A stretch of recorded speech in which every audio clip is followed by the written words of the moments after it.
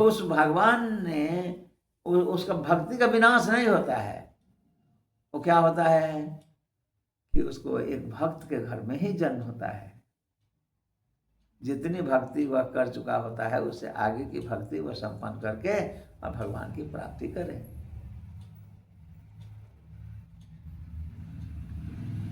इसलिए शास्त्र कहता है कि बहुत सौभाग्यशाली होते हैं जो लोग, ब्रह्मांड के अंदर सबसे ज्यादा सौभाग्यशाली वो लोग हैं जिनको भगवान की भक्ति प्राप्त होता है और जिसके जीवा से महामंत्र का उच्चारण होता है, हरे कृष्णा कृष्णा कृष्णा हरे हरे हरे राम राम राम हरे। हमको इसको मैंने कम में आंकना नहीं चाहिए। हमारा जीवन का ये बना लेना चाहिए, एक अंग बना लेना चाहिए। आप तनिक सोचिए ना कि हम पूजा अगर हम कर रहे हैं, क्यों कर रहे हैं? पूजा क्यों कर रहे हैं? भक्ति प्राप्त करने के लिए। भक्ति प्राप्त तो होता ही है। पूजा करने का बेस क्या होता है? क्यों हम पूजा करते हैं? प्रश्न ये होता है। भगवत प्राप्ति के लिए। भगवत प्राप्ति के लिए पूजा क्यों करते हैं? आज जो पूजा नहीं करते उसको उनको भक्ति प्राप्ति नहीं होता क्या? पूजा होता है ना। पूजा एक प्रोसेस हुआ भक्ति से आगे अटैच होने के लिए भगवान से। कहने का मतलब हम मूल चीज आप सोचिए ना, जो जोगी हैं वो तो पूजा नहीं करते हैं, वो तो ध्यान नहीं करते हैं। जो कबीरपंथी लोग हैं वो पूजा करते हैं क्या? नहीं। तो भगवत प्राप्ति नहीं करेंगे वो, उनको नहीं होगा तो पूजा करने का उद्देश्य यही है कि पूजा जब हम तब करते हैं जब किसी में एक गुण होता है जो हमको उस गुण को अपनी ओर आकर्षित कर लेता है।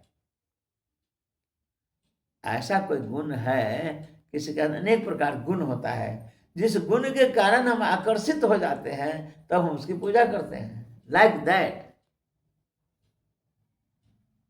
कोई क्रिकेटर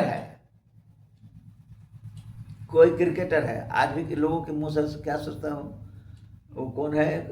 विराट कोहली। अरे दूसरा वो जो था, जो अभी आपका ये था, क्या नाम था, वो हीरो था, इतना ऊपर था कि बंगाल में अमिताभ बच्चन का लोग हमको याद है, देखे हुए हैं वो टीवी पर या मोबाइल पर, उसका लोग स्टेचू बना के पूजा करने लगा। कि सचिन तेंदुलकर सबसे बड़ा क्रिकेटर है, तभी आकर्षित है। जानकारी के बाद आकर्षण होगा। सिमिलरली हम भगवान के बारे में अगर अब सबसे बड़ा हीरो नट कहिए, पैसे वाला कहिए, तो भगवान कृष्ण से बड़ा कौन है? इन लोगों में तो इतने बड़े भगवान के पास तो सबसे कम चीज है। अब भगवान क्या है? भगवान के पास क्या है? कुछ है? बालपन में जब जन्म लिया कुछ है? एक बांस का है, वो बंसी मुंह में बंसी बजा रहे हैं, एक मोर पंख लगाए हुए हैं, ऐश्वर्य प्रदान करने वाला कुछ है उनमें गुण, लेकिन रूप में इतना ज्यादा गुणवान है।